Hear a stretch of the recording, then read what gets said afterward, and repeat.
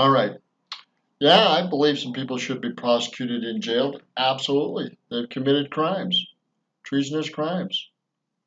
Should be jailed for what he said earlier in the week was a very obvious crime. You're an attorney and the president's spokesperson. Perhaps you could lay out the elements of this crime. What crime was committed and in what way? I assume you're referring to the Obama administration and the unmasking and... What the president calls Obamagate. What is it? What are the elements of that crime? Yeah, I'm really glad you asked because there hasn't been a lot of journalistic curiosity on this front, and I'm very glad that you asked this question. Look, there were a number of questions raised by the actions of the Obama administration.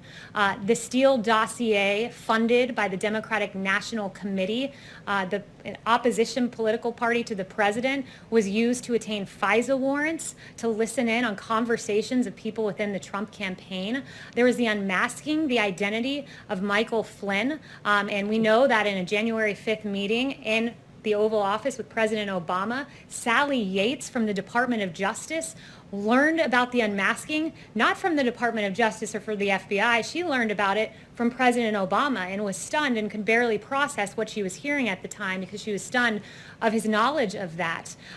We know that there was a lot of wrongdoing in the case of Michael Flynn. The FBI notes, for instance, that said, should we quote, get him to lie as they pontificated their strategy. We know that the identity of this 3-decade general was leaked to the press, a criminal leak to the press of his identity in violation of his Fourth Amendment rights.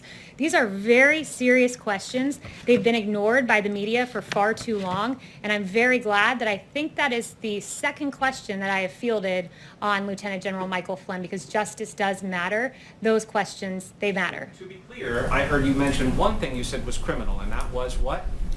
The one thing that I've said that was criminal? Right.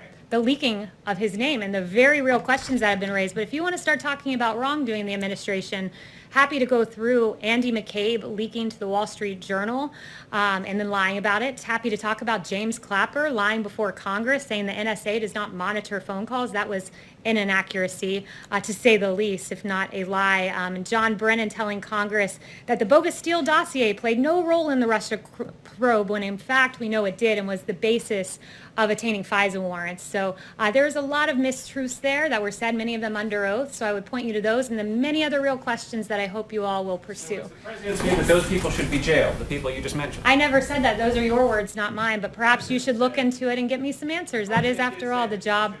That is, after all, the job of reporters, to answer the very questions that I've laid out, and I hope you guys will take the time to do it. And I also find it interesting, if we want to start talking about fabrication of crimes, we can litigate that case pretty publicly with James Clapper, who said what President Trump did with Russia pales, that Watergate paled in comparison. We can talk about Eric Swalwell lying and saying President Trump was working on behalf of the Russians. We can talk about Hakeem Jeffries lying and saying the president was a Russian asset. We can talk about Schiff saying there was ample evidence of collusion in plain sight when in fact there was not. We can talk about Mark Warner saying there's enormous amounts of evidence of collusion. We can talk about a CNN historian who said there was a smell of treason in the Trump-Russia probe when in fact for 3 years you all talked about collusion and there was none. And it was a huge injustice, not just to this administration, but to the American people who deserve truth, not the alleging of absolutely false allegations against this president.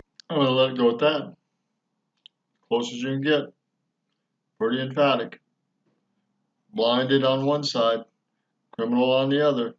It's pretty bad. This is from The Blaze. That's why I support Glenn Beck. Good day.